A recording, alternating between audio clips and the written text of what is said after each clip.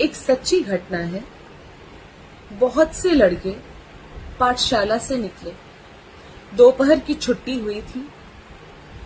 उस समय सारे बच्चे पाठशाला से हंसते खेलते मुस्कुराते हुए पाठशाला से निकल रहे थे। और उसी दौरान पाठशाला के सामने सड़क पर एक आदमी बीमारी अवस्था में लेटा हुआ था। अच्छा, किसी भी बालक का उस बीमार व्यक्ति पर ध्यान नहीं गया। तो एक नन्हा सा बालक था उसी पाठशाला का, जिसका ध्यान उस आदमी पर गया। वह उस आदमी के पास जाता है और उससे पूछता है कि आपको किसी चीज की जरूरत हो तो बताइए। तो वह आदमी उस बालक से पानी मांगता है और वह बालक उसे पानी ला करके देता है। और वह पानी पीने के बाद वापस वही सड़क पर लेट जाता है और वह बालक वहां से वापस चला जाता है पाठशाला में। अच्छा, जैसे ही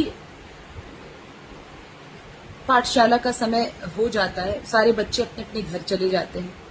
वह बच्चा भी अपने घर आता है तो उसके पिता से एक सज्जन बता रहे होते हैं कि आज उसी पाठशाला में, जिस पाठशाला में हमारे बच्चे पढ़ते हैं, आपका भी बच्चा पढ़ता है, उसी पाठशाला में सड़क के सामने सड़क पर लेटा हुआ एक आदमी दोपहर के बाद मरा हुआ मिला। तो उस बच्चे को ध्यान आ गया कि शायद ये वही आदमी है जिसको मैंने पानी दिया था। वो अपने पिता से बोलता है कि पिताजी, ये तो वही आदमी था जिसको मैंने पानी दिया था। मैं उसके पास गया था, उसने मुझसे पानी मांगा तो मैंने उसकी व्यवस्था की। तो उसके पिता ने बोला कि बेटा, सिर्फ तुमने इतनी ही सहायता की?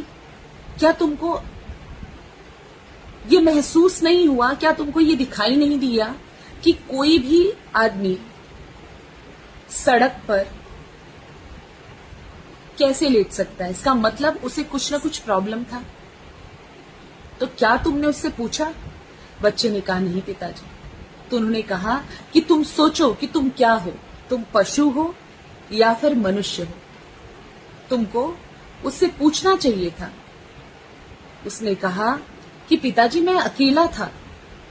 तो पिता ने कहा, यदि तुम अकेले थे तो तुमको जाकर के अपने अध्यापक से कहना चाहिए था, उनसे सहायता लेना चाहिए था कि चल करके देखिए, एक आदमी सड़क पर लेटा हुआ है, उसे कोई तकलीफ है।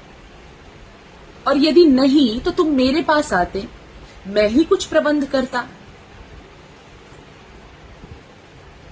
लेकिन तुमको ऐसी अवस्था में उसे अकेला नहीं छोड़ना चाहिए था। तो देखिए, उसके पिता ने तो उसको बहुत फटकारा और बोला कि आइंदा यदि तुमको कोई ऐसे रोगी दिखाई दे, जो वास्तव में रोगी दिखाई दे, कोई घायल अवस्था में दिखाई दे, तो तुम बिना देर किए हुए हमें सूचित करो। यदि तुम पाठशाला में हो, विद्यालय में हो, तो अपने अध्यापकों को सूचित करो। उसने अपने पिता से क्षमा मांगा। तो ये जो कहानी मैं आपको बता रही हूं, ये इसलिए बता रही हूं कि ऐसा किसी के भी साथ हो सकता है। तो हमारे भीतर दया भाव होना जरूरी है, जो कि आज के कलयुग में लुप्त होता दिखाई दे रहा है।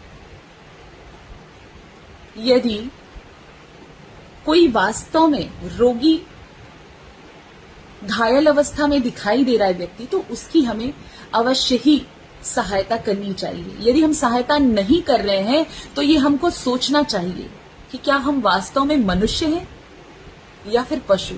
ये हमको सोचना पड़ेगा। तो आप सबसे हमारी यही प्रार्थना है कि जितना हो सके लोगों का हेल्प भी करिए, सहायता भी करिए। यदि कोई वास्तव में जेन्युइन इंसान है तो उसकी सहायता अवश्य करिए। प्रेम से बोलिए जय जय श्री राधे।